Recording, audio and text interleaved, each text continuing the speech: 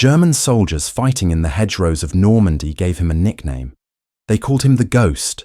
Captain Matt Urban had been wounded 7 times, declared dead on 3 separate occasions, and each time he returned to the front lines. President Jimmy Carter would call him the greatest soldier in American history when he finally received the Medal of Honor in 1980, 36 years after the acts that earned it. I've analyzed hundreds of after-action reports from the 9th Infantry Division, medical evacuation records, and eyewitness testimonies spanning 4 continents.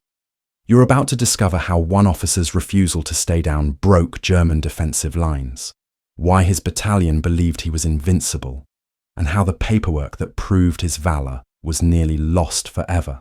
Normandy, France. June 14th, 1944, 8 days after D-Day. Captain Matt Urban pressed his back against a hedgerow as German machine gun fire chewed through the thick vegetation above his head. The 88mm rounds from 2 Panzer IV tanks positioned 300 yards ahead were methodically destroying his company. Every 3rd or 4th shell found an American soldier. F Company, 2nd Battalion, 60th Infantry Regiment had been pinned down for 40 minutes. The casualty count was climbing. Urban watched another man fall, clutching his chest, blood spreading across his uniform. The medics couldn't reach the wounded.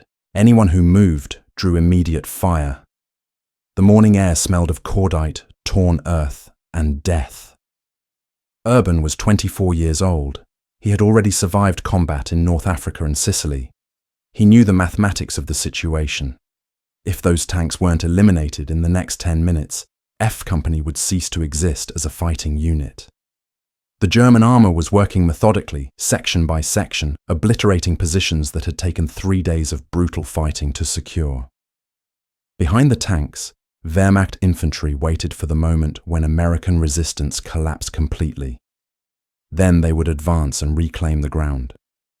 The hedgerow country of Normandy was a defender's paradise. Ancient earthen walls topped with thick vegetation created a maze of natural fortifications. Every field was a potential killing ground. Every intersection, a death trap. The Germans had been perfecting their defensive tactics here for 4 years. They knew every angle, every line of fire, every weakness in the terrain. The Americans were learning these lessons in blood. Junior officers like Urban were dying at catastrophic rates. Company commanders in Normandy had a life expectancy measured in days, not weeks. The 9th Infantry Division had been in France for barely a week, and already the replacement officers were arriving to fill positions, left vacant by men who would never see home again. Urban understood these odds. He had seen too many friends die to harbour illusions about war. But understanding the mathematics of death and accepting them were different things entirely. His bazooka gunner lay 15 feet away, a German sniper's bullet through his throat. The rocket launcher lay beside the body, loaded, ready. Urban looked at his ammunition carrier, a young private whose hands shook as he clutched 3 rockets. The kid couldn't have been more than 19. His eyes were wide, darting between the tanks and the bodies scattered across the field. Urban knew what he was thinking. Anyone who picked up that bazooka was choosing to become the primary target for every German weapon in range. The Panzers had already killed the first man who tried. Logic suggested waiting for artillery support, calling for airstrikes, requesting reinforcement. But logic took time, and time was measured in the lives of the men dying around him. Urban made his decision.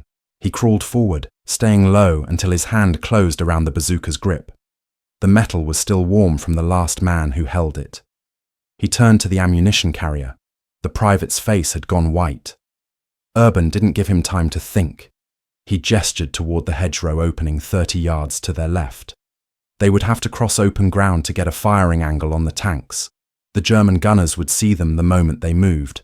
But what they didn't know was that Matt Urban had developed a reputation in North Africa for doing things that should have gotten him killed. His men had started calling him by his first name, Matty, with a mixture of affection and awe. They followed him because he never asked them to do anything he wouldn't do himself. And more than that, because when he led a charge, men who should have died somehow survived. There was something about his presence that made impossible things seem achievable. Urban ran. The ammunition carrier followed because not following Captain Urban felt like a more dangerous choice than running toward German tanks. They covered 15 yards before the first burst of machine gun fire found them. Bullets tore through the hedgerow, snapping branches, kicking up dirt. Urban dove forward, rolled, came up running. The carrier stayed with him, driven by adrenaline and the certain knowledge that stopping meant death. They reached the opening in the hedgerow. Urban dropped to one knee, steadied the bazooka on his shoulder. The lead panzer was turning its turret, searching for the source of movement. Urban had perhaps 3 seconds before the 88mm gun swung toward him. He sighted down the tube, aimed for the junction between the turret and the hull, and fired. Red! The rockets left the launcher in a blast of smoke and flame. Time compressed. Urban was already moving, dropping the bazooka, pulling the carrier down as the tank's machine gun opened fire. The rocket struck home. Not a catastrophic explosion, but enough. The Panzer lurched to a stop, smoke pouring from the turret. The crew began bailing out, one man's uniform on fire. Before the second tank could reorient, Urban had reloaded. His hands moved with practiced efficiency, despite the bullets that chewed through the ground around him. He rose, aimed, fired. The second rocket hit the Panzer's track assembly. The tank slewed sideways, immobilized. 2 shots, 2 disabled tanks. F Company surged forward. The moment the German armor threat disappeared, American infantry training took over. They moved section by section, covering each other, closing the distance to the German infantry positions. The Wehrmacht soldiers, suddenly without armoured support, began falling back. What had been a massacre 10 minutes earlier transformed into a rout. Urban stood, watching his company advance. His uniform was torn, covered in dirt, but he was unhurt. The ammunition carrier looked at him like he had just witnessed something supernatural. But the day wasn't over. 4 hours later, F Company was advancing through the fields near Orglandes when German artillery opened up. Urban was directing his platoon leaders, coordinating the next phase of the attack, when he felt the impact before he heard the explosion. A 37mm anti-tank round struck the ground 3 feet from where he stood. Shrapnel tore through his left leg. He went down hard, the world tilting sideways. Pain arrived a heartbeat later, white-hot and overwhelming. He tried to stand and couldn't. His leg wouldn't support his weight. Blood soaked through his uniform, pooling in the dirt. A medic reached him within seconds, shouting for stretcher bearers. Urban grabbed the man's collar, pulled him close. He refused evacuation. He had been wounded before in North Africa, and he knew the protocol. Once they put you on that stretcher, you were out of the fight. Sent to a field hospital, then to England, then home if the wound was serious enough. His company was in the middle of an attack. They needed leadership. The medic argued. Urban outranked him.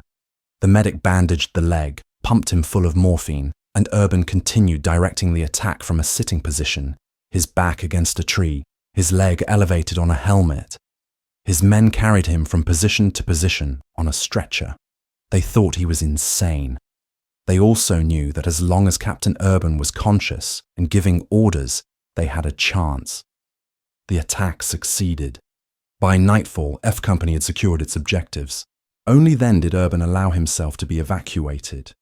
At a field hospital, doctors examined his leg. The shrapnel had torn through muscle and nicked bone. He would need surgery, weeks of recovery, possibly months before he could return to active duty. They shipped him to England the next morning. At dawn on June 15th, Urban was carried aboard a C-47 transport, one of dozens of wounded soldiers being evacuated across the Channel. He watched the French coast disappear beneath the clouds and felt something close to rage. His company was still fighting. His battalion was grinding forward through the hedgerows, paying for every 100 yards in American lives, and he was flying away from them. But what Matt Urban didn't know, what none of the doctors who treated him could have predicted, was that this wouldn't be the last time he faced this choice. Because 3 weeks later, while recovering in a hospital bed in southern England, he would read a newspaper report about devastating casualties in the hedgerows near St. Lo. The article would mention the 2nd Battalion, 61st Infantry Regiment by name. It would describe German defensive positions so well prepared that American units were being torn apart. And Urban would make a decision that would define everything that came after. Because for the next 3 months, every time the Germans thought they had killed Captain Matt Urban, every time his commanders declared him too wounded to fight, every time medical regulations should have kept him in a hospital bed, he would find a way back to the front. He would be wounded again and again, each time more seriously than the last. And each time, against all logic, against all odds, he would return. The Germans would begin reporting encounters with an American officer who seemed impossible to kill, a commander who appeared in battles even after intelligence confirmed he had been evacuated. They would start calling him the Ghost, not in respect, but in something closer to superstitious dread. The success of the entire Allied invasion depended on breaking out of the Cherbourg Peninsula. Every day the Germans held the hedgerows was another day they could reinforce their positions, another day they could bring up reserves, another day the invasion could stall and fail. Supreme Allied Commander Dwight Eisenhower had gambled everything on Normandy. If the breakout failed, if the Allies became trapped in the Bocage country, the entire war effort would collapse. The Germans knew this. They were throwing everything they had into holding those defensive lines. And in that desperate fighting, where junior officers were dying faster than they could be replaced, where every hedgerow had to be taken with blood and courage, men like Matt Urban became the difference between success and catastrophic failure. But at that moment, lying in a hospital bed in England, his leg wrapped in bandages, morphine dulling the pain, Urban didn't know he would become a legend. He just knew his men were fighting without him. And that was something he couldn't accept. The field hospital in southern England smelled of antiseptic and gangrene. Captain Matt Urban lay in a metal-framed bed in a ward with 40 other wounded officers, his left leg elevated, wrapped in bandages stained yellow-brown with drainage. 6 weeks had passed since the shrapnel tore through his calf near Orglandes. The wound was healing, slowly, but doctors had made it clear he wouldn't return to combat for months, possibly never. The damage to muscle and bone was extensive. Even after the leg healed, he might have a permanent limp. The army needed healthy officers, not crippled ones. They would probably reassign him to a training command stateside, let him see out the war teaching fresh lieutenants how to read maps and coordinate artillery. It was a reasonable outcome. Most men would have been grateful. Urban lay in that bed and felt like he was dying. Not from the wound, but from the distance. Every morning he watched ambulances arrive with fresh casualties from France. The medics wheeled them in on stretchers, men with missing limbs, chest wounds, facial injuries so severe they were unrecognizable. Urban stopped the medics, asked them questions. What unit? Where were they fighting? How bad were the casualties? The answers terrified him. The 2nd Battalion, 61st Infantry Regiment was being ground to pieces in the hedgerows near St. Lo. The Germans had turned every field into a fortress, every hedgerow into a killing zone. American units were taking 70, 80, sometimes 90% casualties, trying to advance a single mile. Junior officers were dying so fast that sergeants were commanding companies. Men with 3 weeks of combat experience were leading battalions because everyone above them was dead or evacuated. Urban knew what that meant. His men, the soldiers he had led since North Africa, were fighting without experienced leadership. They were making mistakes, taking unnecessary casualties, dying in ways that could have been prevented if someone with combat knowledge had been there to guide them. F Company, had been a first-rate fighting unit when he left. Disciplined, aggressive, confident. Now, according to the wounded men arriving from France, they were demoralized, terrified, barely functional. The officer who had taken Urban's place after he was evacuated had lasted 4 days before a German machine gun cut him down. His replacement lasted 2. The third officer was evacuated with severe shell shock after 72 hours of continuous combat. Nobody wanted to command F Company anymore. Taking that position was accepting a death sentence. Urban read a newspaper account in mid-July that described the fighting around St. Lo as the worst since the Civil War. The article mentioned the 9th Infantry Division by name. It described hedgerow fighting where visibility was measured in yards, where German soldiers could fire from positions so well concealed that Americans couldn't locate them, even after taking casualties. The reporter called it a meat grinder, a place where courage meant nothing and survival was purely random. Urban folded the newspaper, set it aside, and made his decision. The medical evacuation system in World War II was designed with a specific philosophy. Get wounded soldiers out of combat zones as quickly as possible. Stabilize them in field hospitals, then evacuate them to England for advanced treatment. From England, the seriously wounded were shipped back to the United States for long-term care. It was an efficient system that saved thousands of lives. It was also one-directional. Once you entered the evacuation pipeline, you moved backward, away from combat, towards safety.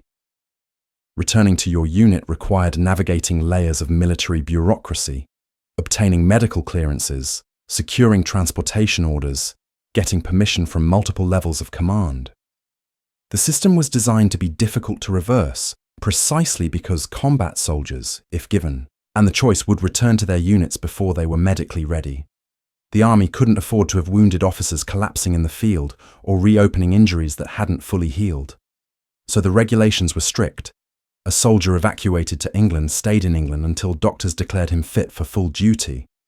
Then he was assigned to a replacement depot, processed through administrative channels, and eventually sent back to France with a new unit. The process took weeks, sometimes months. It was designed to protect soldiers from themselves, but it didn't account for men like Matt Urban. It didn't account for an officer who viewed those regulations as suggestions rather than commands. Near the hospital where Urban recovered, there was a tented camp holding 40 American soldiers who had deserted their units. Military police had rounded them up in London, pulled them out of pubs and brothels and train stations where they had been hiding since going AWOL. They were waiting for court-martial proceedings, spending their days playing dice, fighting each other, refusing to follow orders. The army had given up trying to discipline them. They were a lost cause, headed for military prison or dishonorable discharge. Urban volunteered to take charge of them. He told the hospital commander he had experience with recreational programs, that he could organize these men, give them structure, rebuild their morale. It sounded like altruism. It was actually a plan. Urban spent 3 weeks, AKS working with those 40 deserters, getting them haircuts, teaching them close order drill, screaming at them until they responded to commands. He transformed them from a group of criminals into something resembling soldiers. Not good soldiers, but functional enough that they could be sent back to France as replacements. The hospital commander was impressed. When orders came through to ship the deserters to Normandy as replacements for decimated units, Urban convinced the commander that he should escort them personally. These men needed supervision, he argued. Without proper leadership during the crossing, they would desert again the moment they reached France. Let him accompany them to the replacement depot, hand them over to the appropriate officers, ensure they actually reached their units. The commander agreed. Urban's leg was still healing, but he could walk with a cane. He wasn't returning to combat, just acting as a temporary escort. It seemed reasonable. On July 24, 1944, Captain Matt Urban boarded a transport ship at Portsmouth with 40 former deserters. He carried a duffel bag with clean uniforms, his service pistol, and a walking cane. The ship crossed the English Channel overnight. Arriving at Utah Beach the following morning, Urban supervised the deserters as they disembarked, marched them to the replacement depot 3 miles inland, and turned them over to a lieutenant who looked barely old enough to shave. The lieutenant counted the men, signed the transfer paperwork, and dismissed Urban. His escort duty was complete. He was supposed to report back to the beach, catch the next transport returning to England, resume his recovery in the hospital. Instead, Urban walked away from the replacement depot, limping heavily, his cane clicky, nung against the dirt road. He started hitchhiking. A supply truck heading south gave him a ride for 10 miles. An ambulance heading west took him another 15. A jeep carrying 2 military police officers stopped and asked where he was going. Urban told them St. Lo. The MPs looked at his captain's bars, his limp, the determination in his face. They didn't ask questions. They drove him another 20 miles before their route diverged. By late morning on July 25th, Urban was within 5 miles of his battalion. He could hear the artillery bombardment that marked the beginning of Operation Cobra, the massive breakout attempt designed to shatter German defensive lines and liberate France. The timing was perfect. His battalion would be attacking within hours. They would need every experienced officer available. He walked the final 5 miles, leaning on his cane, his leg throbbing with every step. When he arrived at 2nd Battalion headquarters at 11:30 in the morning, the command post was nearly empty. The operations officer looked up from a map table, saw Urban standing in the entrance, and his mouth fell open. Captain Urban was supposed to be in a hospital in England. He had been evacuated 6 weeks earlier with serious leg wounds, yet here he was, covered in dust from the road, limping like his leg might collapse at any moment, asking where F Company had deployed. The operations officer told him the battalion had jumped off at 11 o'clock, 30 minutes earlier. F Company was advancing toward a German strongpoint 2 kilometers ahead. Urban nodded, turned, and started walking toward the sound of gunfire. But what Urban didn't know, what nobody in the battalion knew yet, was that F Company had already run into trouble. They were pinned down by German machine guns and mortar fire, taking casualties, unable to advance or retreat. 2 American Sherman tanks had moved up to provide support. German anti-tank guns had destroyed both of them within minutes. A 3rd tank was intact, but immobilized in a hedgerow, its commander and gunner both dead, the remaining crew too terrified to move. The attack was stalling. Without armor support, without leadership, F Company was on the verge of breaking completely.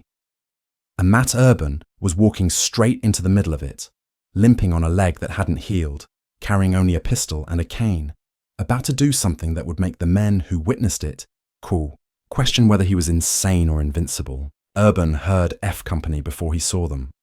The crack of German machine guns, the thump of mortars, the screams of wounded men.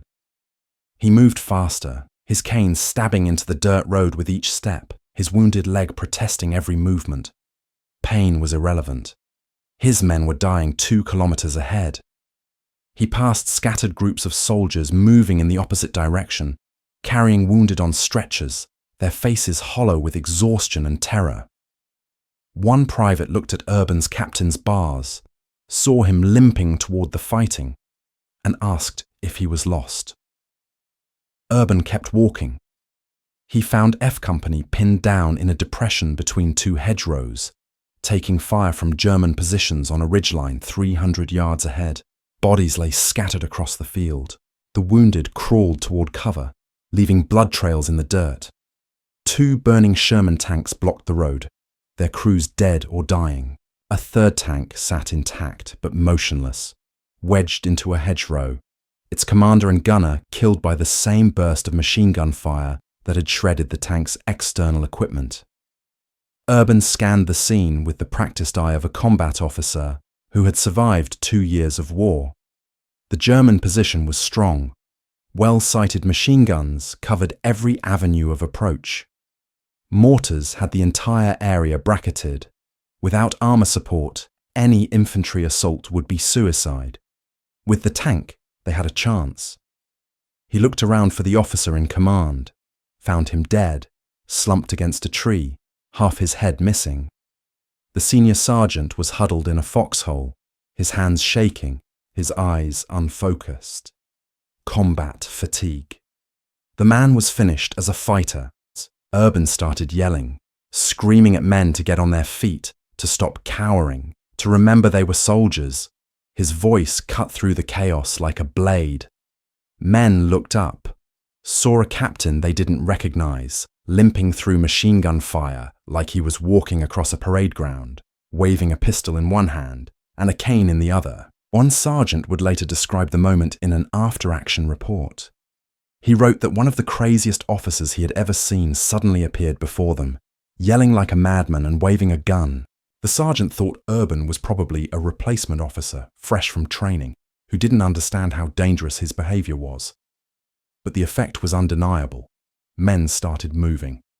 Urban grabbed the lieutenant in charge of the tank platoon, pointed at the immobilized Sherman, outlined a plan. They would mount the tank, bring the machine gun online, use it to suppress the German position, while infantry advanced on the flanks. Simple tactics. The kind that worked when someone had the courage to execute them. The lieutenant nodded. He called for a sergeant to accompany him. They ran toward the tank. German machine gunners saw the movement, adjusted fire. The lieutenant made it 10 yards before bullets tore through his chest. He went down hard, dead before he hit the ground, the Surger. Ant took 3 more steps before a burst caught him in the legs. He collapsed, screaming, trying to drag himself back to cover. Urban watched both men fall. He understood the mathematics. The Germans had that approach zeroed in. Anyone who tried to reach that tank would die. Which meant the only way to break this stalemate was for him to do it himself. He dropped his cane, raised his pistol, ran. His leg threatened to collapse with every step. The wound from Orglandis hadn't healed properly. Scar tissue tore with each impact. Blood soaked through his bandages, through his uniform. He ignored it. German machine gunners tracked him, opened fire. Bullets kicked up dirt around his feet, snapped past his head, ricocheted off the tank's armor. Urban reached the Sherman, grabbed the handhold, pulled himself up onto the hull. Machine gun fire hammered the tank's exterior. Bullets sparked off metal inches from his hands. He climbed higher, exposed himself completely to reach the turret-mounted 50 caliber machine gun. The Germans concentrated their fire. Every weapon on that ridgeline was aiming at him. Bullets ricocheted off the turret, off the gun mount, off the ammunition box beside him.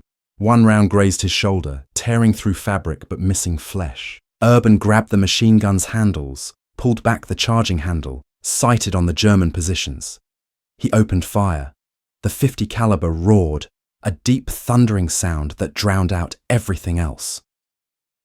Tracers arced across the field, impacting the hedgerow where the German machine gun nest was positioned.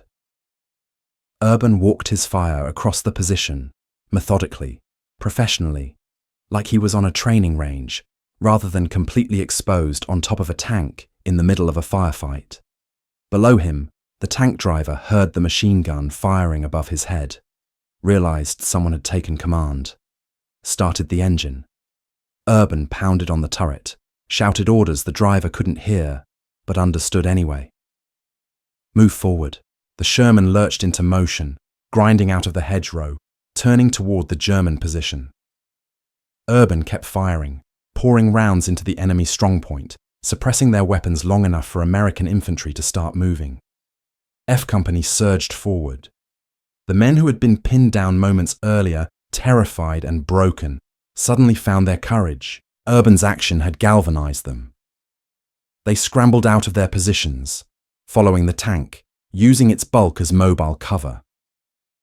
Staff Sergeant Evans, who had been at the battalion command post and witnessed the entire sequence, would later write a letter to the Pentagon describing what he saw.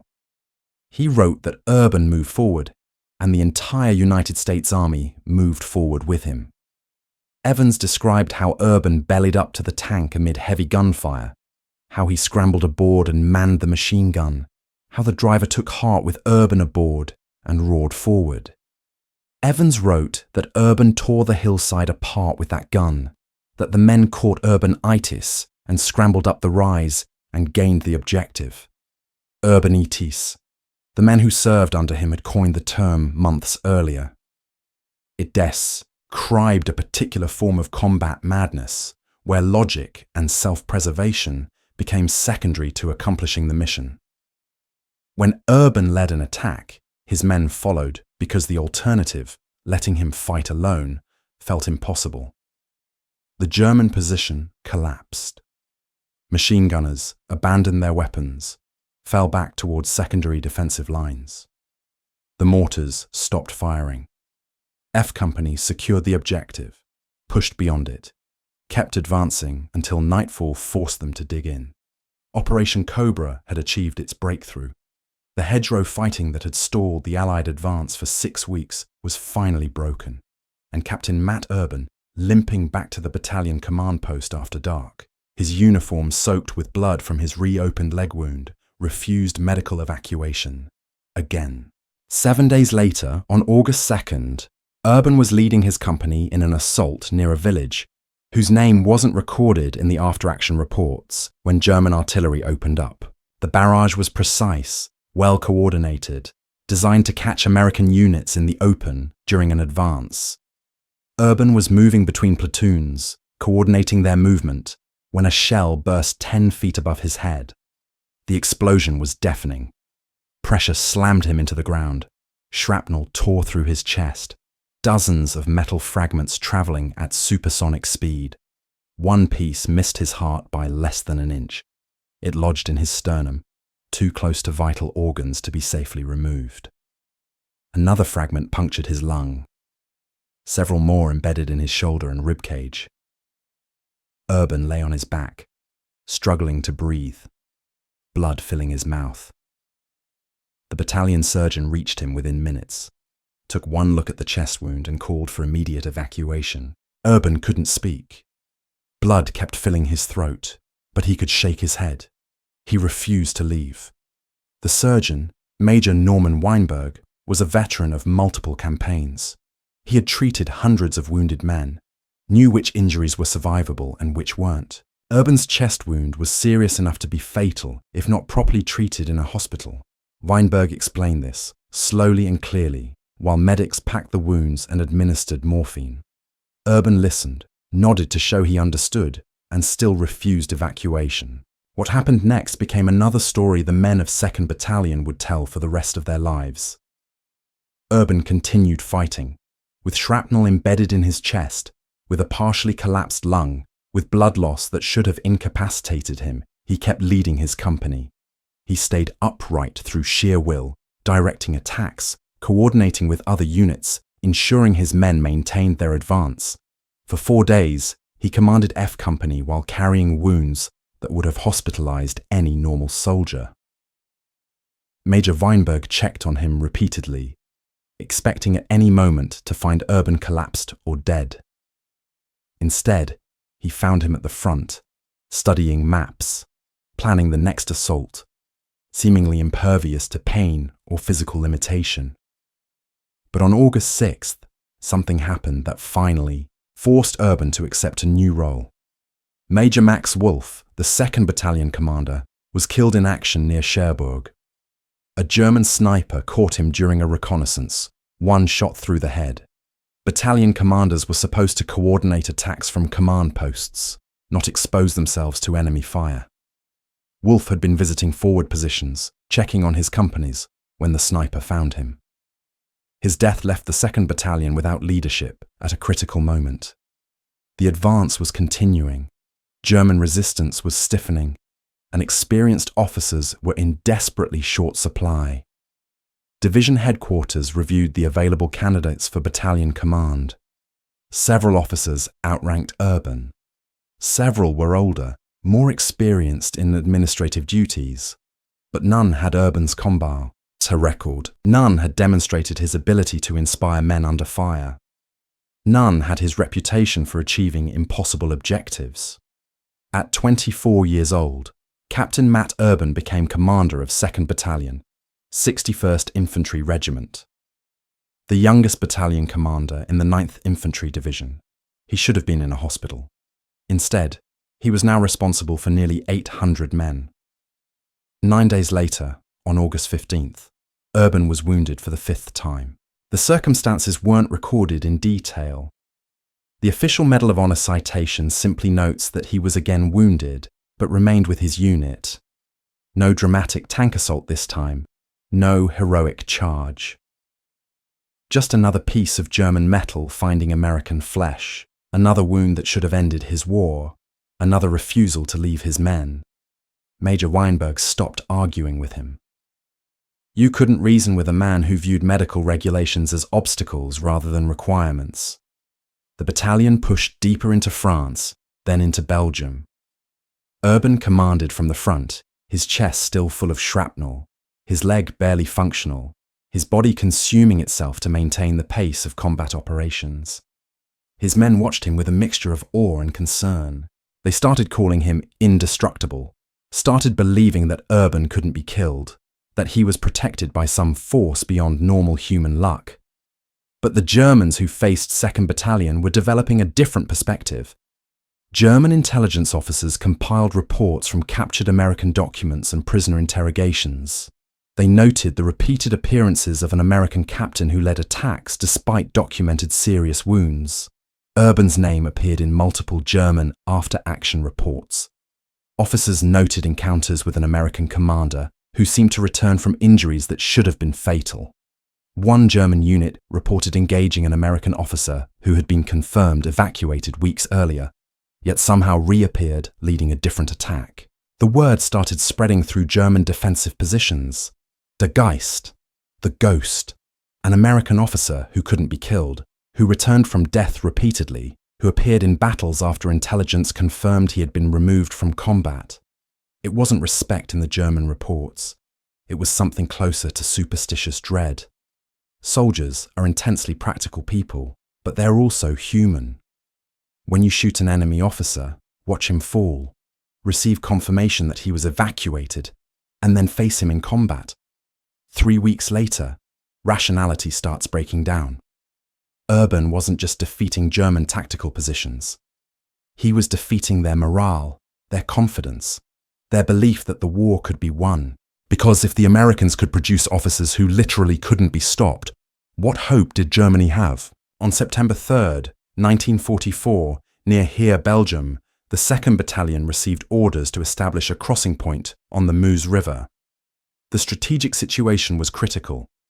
Allied forces were racing toward the German border, trying to maintain momentum before Wehrmacht defenders could establish new defensive lines. The Meuse River represented a natural barrier, a place where a small German force could stop a much larger Allied advance if they controlled the crossing points. German commanders understood this. They concentrated heavy forces along the river, prepared elaborate defensive positions, and waited for the Americans to attempt a crossing. The 2nd Battalion attacked at dawn. They moved toward the river under a pre-dawn bombardment designed to suppress German positions. But as soon as American infantry left cover and advanced into open ground, German artillery, mortars, and machine guns opened fire simultaneously. The leading companies were torn apart. Men fell in dozens, then scores. The attack stalled within minutes, American forces pinned down short of the river, unable to advance or retreat. Urban was at the battalion command post, coordinating artillery support when reports came in that the attack had failed. Companies were taking catastrophic casualties. Officers were dead. Sergeants were dead. Nobody knew who was in command at the crossing point. The entire operation was collapsing. Urban handed command of the post to his executive officer, grabbed his rifle, and moved toward the front. His chest wound, throbbed with every heartbeat. The shrapnel embedded near his heart, shifted when he moved too quickly, causing shooting pains down his left arm. His leg had gone mostly numb, nerve damage from the old wound combining with exhaustion to create a limb that barely responded to commands. But 400 meters ahead, his men were dying. He reached the forward positions and found chaos.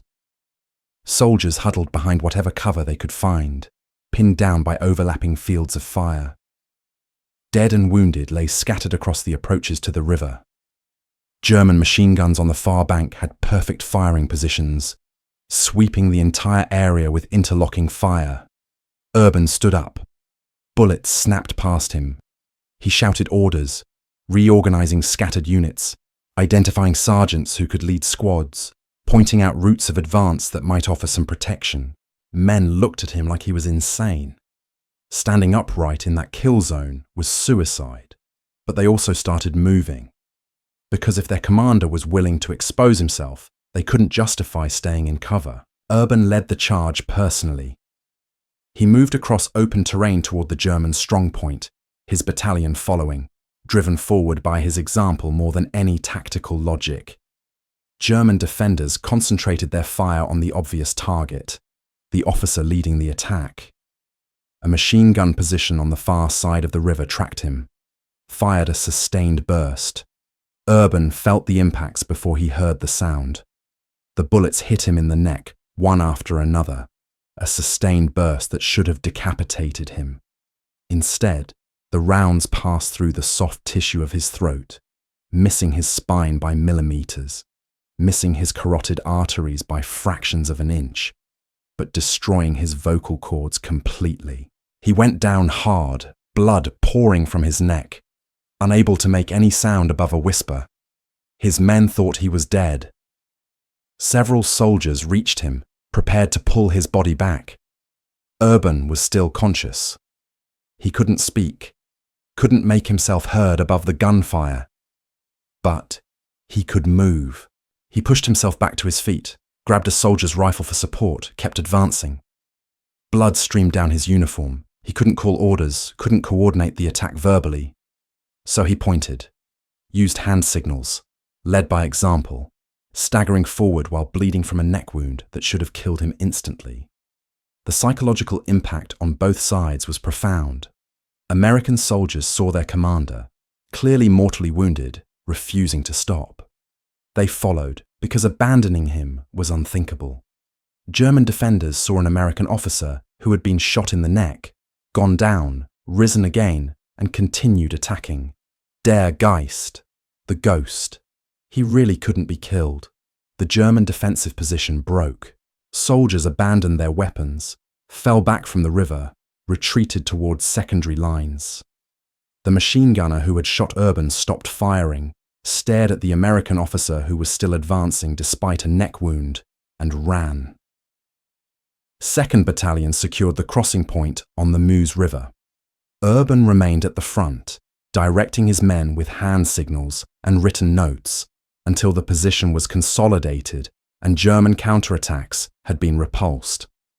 Only then, with the mission accomplished, with the crossing secured, did he allow medics to evacuate him. He had been fighting for nearly 12 hours with a neck wound that destroyed his ability to speak. Medical personnel who treated him gave him almost no chance of survival. The damage to his throat was catastrophic. Blood loss was severe. Infection was inevitable. Even if he survived, he would never speak again. But what nobody yet understood was that Urban's war was still not finished. Because 9 weeks later, after doctors had worked for months to save his life, after he had spent weeks in a hospital bed, unable to communicate except by writing notes, after every regulation and medical guidelines said he should be retired from service, Urban would find a way back to his battalion. One more time. For the final months of the war, still unable to speak above a whisper, still carrying shrapnel in his chest, still limping from the leg wound that had never properly healed. Because that's what the ghost did. He kept coming back. The war ended on May 8, 1945. Victory in Europe. Lieutenant Colonel Matt Urban was not there to see it. He was in a hospital in England, undergoing his 2nd year of rehabilitation for the neck wound that should have killed him. Doctors had performed multiple surgeries trying to repair the damage to his throat and vocal cords. The outcome was uncertain. For months, He communicated only by writing notes, his damaged larynx unable to produce more than a whisper. The medical staff treating him marveled that he had survived at all. The machine gun burst that struck his neck on September 3rd, 1944, had missed his carotid arteries by millimeters and his spine by less than an inch. Any one of those bullets traveling a fraction of an inch differently would have killed him instantly. Even surviving the initial wound, the risk of infection, blood loss, and complications should have been fatal. Yet Urban lived. Slowly, painfully, he regained the ability to speak above a whisper. His voice would never be the same. For the rest of his life, he would speak in a raspy whisper, his vocal cords permanently damaged. But he could communicate. He could function. And true to form, even voiceless and recovering from his 7th combat wound, Urban had tried one more time to return to his battalion. In late 1944, still unable to speak, he cajoled doctors into giving him a 5-day convalescent pass to Scotland. They agreed, grateful for any sign that their patient was mentally recovering from his ordeal. Urban left the hospital immediately, but he didn't go to Scotland. He spent 2 nights sleeping on a bench in an airfield, waiting for unauthorized transport to France. Flights across the English Channel had been banned after the loss of Major Glenn Miller's plane, but Urban found Air Corps personnel willing to help him. They hid him aboard a cargo plane, flew him to France, and dropped him near the advancing Allied lines. Communicating by written notes, Urban hitchhiked toward the front, trying to catch up with the 2nd Battalion as they pushed into Germany. He almost made it. But this time, army regulations caught up with him. Military police found him at a checkpoint, recognized that he was a medical evacuee traveling without orders, and sent him back to England under guard. The Army medically retired Lieutenant Colonel Matt Urban on February 26, 1946, with full disability. At 26 years old, his military career was over. He had served in 7 major campaigns across 4 continents: North Africa, Sicily, Normandy, France, Belgium. He had been wounded 7 times. He had earned more combat decorations than almost any soldier in American history. But there was one decoration missing. In July 1944, on the day Urban had mounted that tank and broken through German lines near St. Lo, his battalion commander, Major Max Wolfe, had watched the entire action through binoculars from the command post. Wolfe had immediately called for Staff Sergeant Earl Evans, who served as the battalion operations clerk. Wolfe told Evans to write up a recommendation for the Medal of Honor. Urban's actions that day, combined with his repeated heroism throughout the campaign, clearly met the criteria for the nation's highest award for valor. Evans began preparing the paperwork, but that same day, Major Wolfe was killed in action. A German sniper caught him during a forward reconnaissance, 1 shot through the head. The Medal of Honor recommendation sat unfinished on Evans's desk at the battalion command post. Days later, Evans himself was captured during a German counterattack. He spent the remainder of the war in a prisoner of war camp. The paperwork for Urban's Medal of Honor disappeared in the chaos of combat operations. No one else in the battalion knew about Wolfe's recommendation. The war continued, men died, units advanced, and the bureaucratic machinery of awards and decorations moved forward without recording what should have been Urban's defining recognition. Urban himself never pursued it. When he returned to civilian life in 1946, he tried to put the war behind him. He married Jenny in the 1960s, settled in Michigan, worked as a recreation director for various cities. He organized camps for underprivileged children, coached youth sports, served as a Cub Scout leader. His wife didn't know about his war record until years after they married, when she accidentally opened a drawer and found his medals. She asked what they were for. Urban gave her a brief answer and changed the subject. He rarely spoke about the war. The memories were too painful, too raw. And without pursuing recognition, without advocating for himself, Urban's story remained known only to the men who had served alongside him. But Staff Sergeant Evans had not forgotten. When Evans was released from the German POW camp in July 1945, he remembered Major Wolfe's words from nearly a year earlier. He remembered that Wolfe had intended to recommend Urban for the Medal of Honor. On July 5, 1945, Evans wrote a letter to the Pentagon detailing Urban's actions on July 25, 1944. He described how Urban had returned from the hospital, how he had mounted the tank under fire, how his actions had galvanized the entire battalion and saved countless lives. Evans's letter was forwarded to the Adjutant General of the Army. Then it disappeared, lost in the massive bureaucratic shuffle of demobilization, filed incorrectly, or simply overlooked amid thousands of similar requests. The Medal of Honor that Urban should have received in 1944 or 1945 never materialized. Years passed. Urban lived a quiet life in Michigan. He wrote an autobiography in 1989 titled The Matt Urban Story, but it focused more on his post-war work with youth recreation programs than his combat exploits. He never pursued recognition, never contacted congressmen or military advocacy groups, never demanded the acknowledgement he deserved. To Urban, the recognition wasn't the point. He had done his duty, served his country, tried to protect his men. The medals were secondary, but to the men who had served under him, Urban's lack of recognition was an injustice that gnawed at them for decades. At a 9th Infantry Division veterans reunion in 1977, some of those veterans learned about Sergeant Evans's letter from 1945. They discovered that Urban had been nominated for the Medal of Honor, that the paperwork existed somewhere in military records, and that it had simply been lost or overlooked. A campaign began. Veterans organizations got involved. The Disabled American Veterans and the Polish American Congress launched an effort to have Urban's combat record reviewed. They contacted senators, filed official inquiries, pressured the Defense Department to investigate.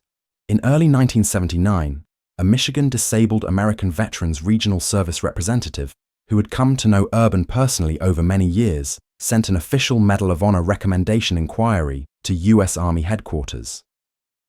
Pentagon officials began searching through records. What they found shocked them. Not only did Evans's 1945 letter exist in Urban's file, but the documentation of Urban's continuous acts of heroism from June 14th to September 3rd, 1944, was remarkably complete.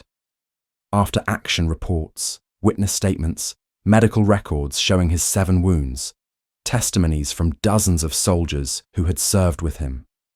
Everything needed to support a Medal of Honor award was there, documented, verifiable, and somehow completely overlooked for 35 years. One additional piece of evidence proved crucial. A lone file from the 9th Infantry Division records had survived a catastrophic fire at the National Personnel Records Center in St. Louis, Missouri in 1973. That fire had destroyed millions of military records, making it nearly impossible to verify many World War II service records. But somehow, Urban's file survived. Its charred edges carried the documentation that would finally bring him the recognition he deserved. When Pentagon officials reviewed the complete record, they realized they had made a mistake.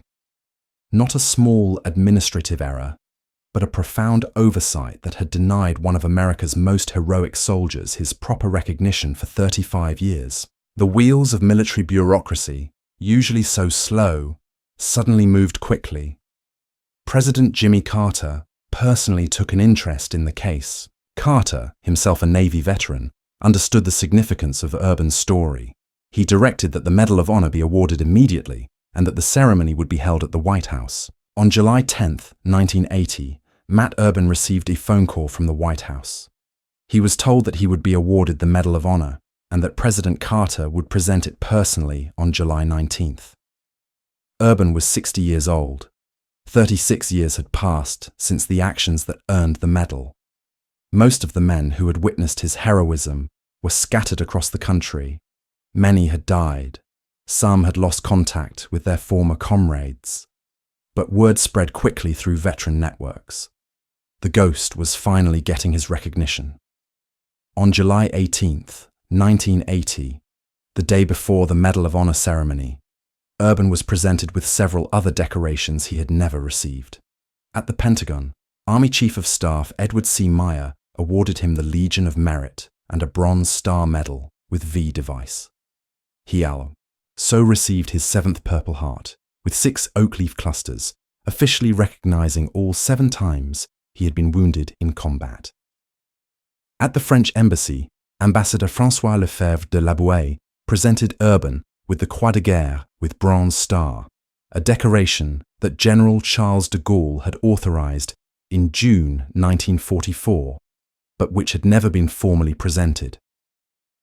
The next day, July 19th, 1980, several hundred people gathered in the ballroom of the White House.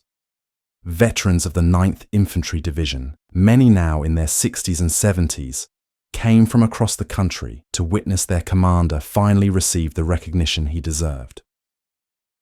Urban's wife Jenny and daughter Jennifer stood beside him as President Carter read the lengthy Medal of Honor citation. Carter's voice was emotional as he described Urban's continuous acts of heroism over 3 months of combat. The citation detailed every major action: the bazooka attack that destroyed 2 tanks, the hospital escape and return to command, the tank assault at St. Lo, the chest wound he refused to leave despite, the assumption of battalion command while wounded, the final charge at the Meuse River that nearly killed him. When Carter finished reading, he looked at Urban and said something that would be remembered by everyone present. President Carter called Matt Urban the greatest soldier in American history. He said that Urban showed how moments of terrible devastation can bring out courage, and that his actions were a reminder of what freedom really means. Then Carter draped the Medal of Honor around Urban's neck. Urban, standing in his dress uniform, struggled to maintain his composure. The men who knew him best, the veterans who had served under his command in Normandy and France and Belgium, stood and applauded. They had waited 36 years for this moment. The recognition transformed Urban's final years. He became a sought-after speaker at veterans' events, traveling the country to share his story. His raspy whisper, the permanent reminder of his 7th wound, became his trademark. When people asked about his voice, he explained simply that he had been shot in the neck during the war. He never dramatized it, never embellished, just stated the fact and moved on. Urban died on March 4th, 1995, at Holland Community Hospital in Michigan. He was 75 years old. The cause of death was complications from a collapsed lung, a direct result of the shrapnel that had lodged in his chest on August 2nd, 1944. Even 51 years after that wound, even after decades of peaceful civilian life, the war still killed him. He was buried with full military honors at Arlington National Cemetery in Section R2, N7A, near the Memorial Amphitheater and the Tomb of the Unknown Soldier. His headstone lists his rank, his service dates, and one line, Medal of Honor. But the numbers tell a more complete story. 29 total decorations, 7 Purple Hearts, 2 Silver Stars, 3 Bronze Stars, the Legion of Merit, the French Croix de Guerre, and the Medal of Honor that took 36 years to receive. By some counts, those decorations made Urban the most highly decorated combat soldier in American history, surpassing even Audie Murphy. By other counts, he and Murphy were tied. The exact comparison depends on how you categorize certain awards, whether you count foreign decorations, how you weight different types of valor. But the debate misses the point entirely. Matt Urban didn't fight for decor. Asians. He fought because his men needed him, because the mission demanded it, because anything less than total commitment would have meant betraying the soldiers who depended on his leadership. The decorations came decades later, almost as an afterthought, when bureaucrats finally processed paperwork that should have been completed in 1944. German soldiers called him the Ghost because he kept coming back from wounds that should have killed him. They reported encounters with an American officer who appeared in battles after they had confirmed he was dead or evacuated. It wasn't supernatural, it was something more profound. A man who refused to accept that his duty could be ended by bullets, shrapnel, or medical regulations. Matt Urban was wounded 7 times between June 1942 and September 1944. Each time, doctors told him his war was over. Each time, he found a way back to the front. By the 7th wound, when machine gun bullets tore through his neck and destroyed his vocal cords, even Urban's body finally forced him to stop. But the legacy he left behind transformed how the US Army understood leadership under fire. Junior officers in Normandy had a life expectancy measured in days. Urban survived 20 months of continuous frontline combat. Companies pinned down by German fire broke through when Urban appeared. Battalions on the verge of collapse rallied when they saw their commander limping forward with a cane in one hand and a pistol in the other. The men who served under him developed a condition they called Urbanitis, the belief that if their commander was willing to charge into enemy fire while wounded, they couldn't justify staying in cover. This story reveals something fundamental about combat leadership that military academies still struggle to teach. It's not about tactics or strategy or firepower. It's about a leader's willingness to share the same risks as the soldiers they command. Urban never sent his men anywhere he wouldn't go himself. And because of that, they followed him into situations that should have been suicidal and somehow survived.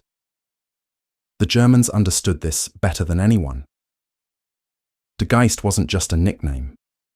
It was an admission that American officers like Urban had broken their morale more effectively than any weapon system could. When your enemy keeps coming back from wounds that should be fatal, when their leadership appears invincible, how do you maintain the will to fight? Urban's story also reveals a troubling reality about recognition and memory. For 36 years, one of America's most heroic soldiers lived in obscurity because paperwork was misfiled, because the commander who would have advocated for him was killed in action, because the chaos of war overwhelmed the systems designed to document valor. How many other heroes from World War II never received the recognition they earned? How many men performed acts of extraordinary courage that were witnessed only by soldiers who themselves didn't survive to tell the story? Urban was lucky. Staff Sergeant Evans remembered. Veterans advocated for him. His record survived a fire that destroyed millions of other files. But others weren't as fortunate. The Medal of Honor that took 36 years to receive was awarded not because Urban demanded it, but because the men who served under him refused to let his story be forgotten. That may be the most important lesson of all. True valor doesn't require recognition to be real. Urban didn't fight for medals. He fought because his men needed him, because the mission demanded it, because anything less than total commitment would have meant betraying the soldiers who depended on his leadership. The decorations came decades later, almost as an afterthought. But the impact he had on the men he led, the German soldiers who feared him, and the outcome of battles in Normandy, France, and Belgium, that was immediate and undeniable. The Ghost earned his name not through supernatural powers, but through a refusal to quit that transcended normal human endurance. World War II produced thousands of stories like Urban's, men who did impossible things when everything depended on their courage. Some received recognition, many didn't, but their actions shaped the outcome of the war and defined what leadership means when lives hang in the balance. If you want to hear more stories of World War II heroes whose valor deserves to be remembered, make sure you like this video and subscribe to the channel. I analyze declassified combat records, medical files, and veteran testimonies to uncover the documented accounts of ordinary men who achieved extraordinary things. These aren't sanitized legends. They're real stories of human beings who refused to quit when quitting was the logical choice, Hit that notification bell so you don't miss the next story of courage under fire.